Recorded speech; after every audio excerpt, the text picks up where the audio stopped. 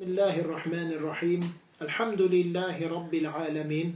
Vessalatu vesselamu ala eşrefil enbiyayı vel murselin. Nebiyyina Muhammedin ve ala alihi ve ashabihi ecma'in. Əziz və qiymətli cəmaat, Allah Taala'nın müvəffəqiyyəti, onun yardımı və köməkliyi ilə böyük alim Şeyx Muhammed İbn Abdülvahhab İbn Süleyman Ət-Təmimi, Allah Taala ona rəhmət etsin. El-usulü thəlâfetu və ədillətuhə. Üç əsas və onların dəlilləri kitabını oxumağa davam edirik. Böyük alim Şeyx Muhammed İbn Salih El-Useymin, Allah Taala ona rəhmət etsin, şərhi, izahı ilə. Keçən dərslərimizdə biz Allaha iman gətirmək və onun mələklərinə iman gətirmək haqqında öyrəndik. İmanın 6 əsasından olan birinci və ikinci əsas. Allaha iman gətirmək, onun mələklərinə iman gətirmək. Bu dərsimizdə biz imanın üçüncü əsası olan kitablara iman gətirmək haqqında öyrənəcəyik. Buyurur ki, müəllif, kitablar, kitab sözünün cəmidir. Burada kitablar deyərkən qəsd olunan Allah Taala'nın öz elçilərinə və rasullarına indirmiş olduğu kitablardır. Allah Taala'nın öz elçilərinə, öz rasullarına indirib nazil etmiş olduğu kitablar. Bütün bu kitablara iman gətirmək bizlərin üzərində fərz və vacibdir. Bu kitabların nazil olmasında Allah Taala'nın bəndələrinə qarşı olan rəhməti və mərhəməti vardır. Allah Taala'nın öz bəndələrini hidayət edib doğru yola yönləndirmək vardır. Beləcə insan dünyada və axirətdə xoşbəxtçiliyə və səadətə çatır. Dünyada və axirətdə xoşbəxt olur, səadətə çatır. Şeyx Muhammed, Allah ona rəhmət etsin, deyir ki, Əl-imanu bil-kutubi yətəzammanu ərba'atu umurin. Kitablara iman gətirmək özündə 4 şeyi əhatə edir. Əl-avvalu, birinci, Əl-imanu bi ənə nuzuluhə min indillahi haqqan.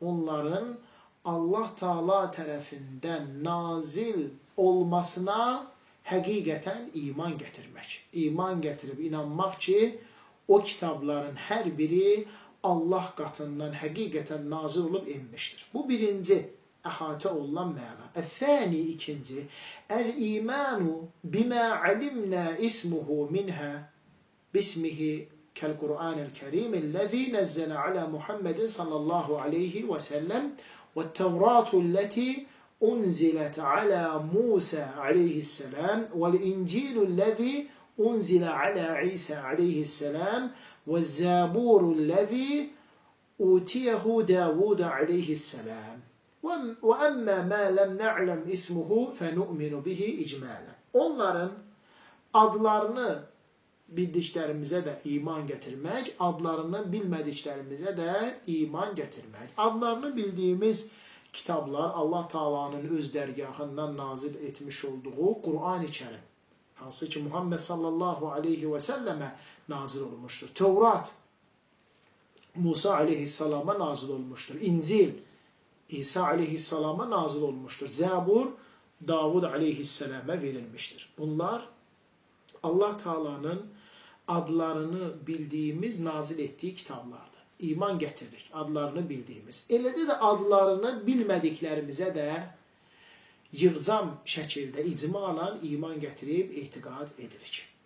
Əl-thalithu, üçüncü, tasdiqu mə sahha min əxbarihə kəəxbaril Qur'an və əxbarun mə ləm yubəddil əv təharrafə minəl kutubis səbiqə.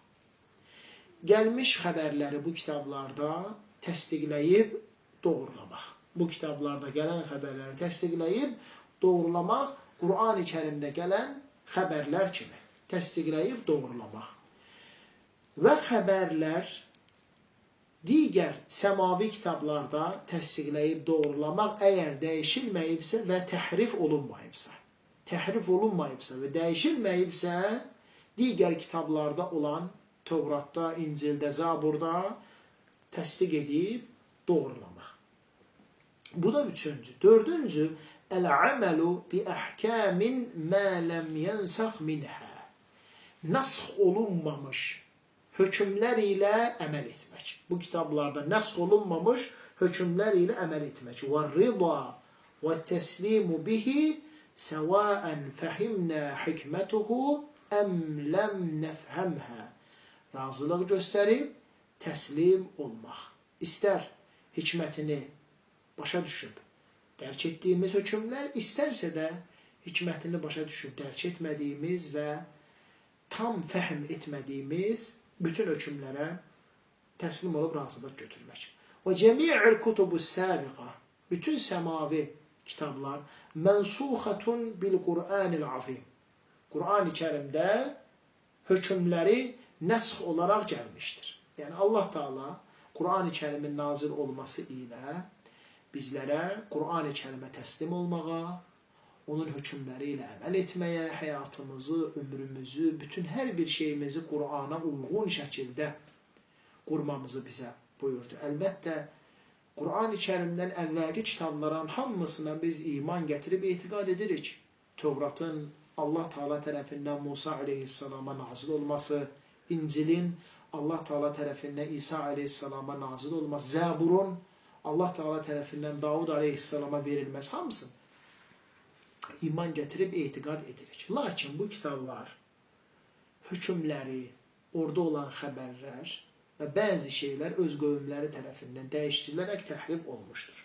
Qur'an-ı Kərim isə Allah Subhanahu Taala özü öz üzərinə onu qorumağı, onu mühafizə etməyə götürmüşdür. Allah Taala buyurur: "Və ənzəlnə ileykel kitabe bil haqq." Biz kitabı sənə haqq olaraq nazil etdik. Musaddiqan limə beynə yedeyhi minəl kitabi və muheyminən aleyh. Əvvəlki kitabları təsdiqləyən və onu qoruyan kitab olaraq nazil etdik. Qur'an-ı Kərim həm əvvəlki kitabların haqq olmağın, mövcud olmağın təsdiqdir, həm də onları qoruyub, demək, saxlayır. Maidə surəsi 48-ci ayə. Ey hakimən aleyh. Yəni onların üzərində hökm vermə. Qur'an-ı Kərimin haqq olması. Və alə həzə, buna əsasən, fələ yəcuzul əməlu bi eyyi hukmun min əhkamil kutubis səbiqə. Artıq digər keçmiş kitablardan hər hansı bir hökm ilə, orada olan hökmlərdən hər hansı bir hökm ilə əməl etmək icazəli deyildir. İllə mə səhhə minhə və aqarrahu əl-Qur'an. Yalnız və yalnız oradan səhih olaraq gələn və Qur'anın təqrir etdiyi hökmlər bundan istisnadır. Səhih olaraq, doğru olaraq gələn və Qur'anın təqrir etdiyi. Yəni, Qur'anın da ona razılıq göstərdiyi hökmlər. Demək, bunlara deyilir İsrailiyyat. İsrailiyyat əvvəlki qövmlərdə onlardan gələn xəbərlər və məlumatlardır. Bizim İsrailiyyata qarşı mövqeyimiz üç cürdür. Əgər gələn xəbər Qur'an-ı Kərimə və Rasul sallallahu aleyhi və səlləmin sünnəsinə uyğun və müvafiqdirsə, qəbul edirik, səhliyinə inanıb etiqad edirik. O xəbərinə əməl edirik. İkinci, əgər gələn xəbər Qur'anın və sünnətin əksinədirsə, o zaman onu qəbul etmirik və onunla hökm həyatımızda əməl etmirik. Üçüncü, gələn xəbər nə Qur'an-ı Kərim və səhih sünnə ilə üst-üstə düşüb uyğun gəlir, nə də əks və tərs olmur. Əks və zidd olmur. O zaman susuruq, nə demirik ki, bu hökm doğrudur və səhihdir, nə də demirik ki, yalandır və batildir. Əl-imanu bil-kutubi yuthmiru thamaratun cəlilə. Kitablara iman gətirməyin çoxlu gözəl faydaları və xeyirləri vardır.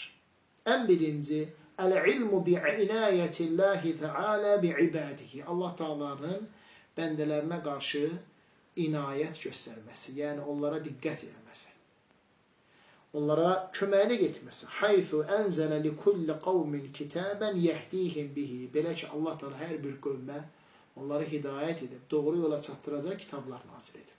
Yəni onları tək başına buraxmayıb, yaratdıqdan sonra onlara kitablar nazil edib, elçilər göndərib. Allahın bizə qarşı inayətini dərk edir. İkinci, əl-ilmu bi hikmətillahi teala fi şər'ihi. Allah Taala'nın öz şəriətindəki hikmətini bilirik. Haythu şer'a li kulli kavmin ma yunasibu ahvalahum. Allah Teala hər bir qövmə onların hallarına münasib və uyğun şəriət qoyub təyin etmişdir. Oca Allah buyurur: لِكُلِّنْ جَعَلْنَا مِنْكُمْ شِرْعَةً وَمِنْهَاجًا.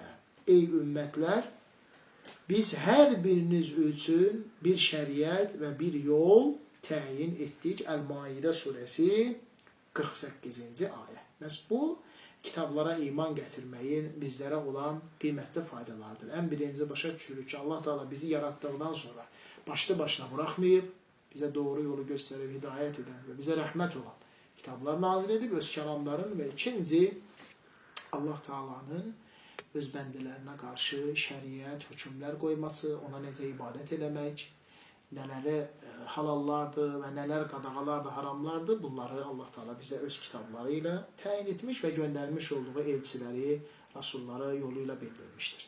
Bu qədər Allah Subhanahu Teala bizləri eşidib başa düşüb, faydalanan və ən gözəlinə tabi olan qullarından etsin.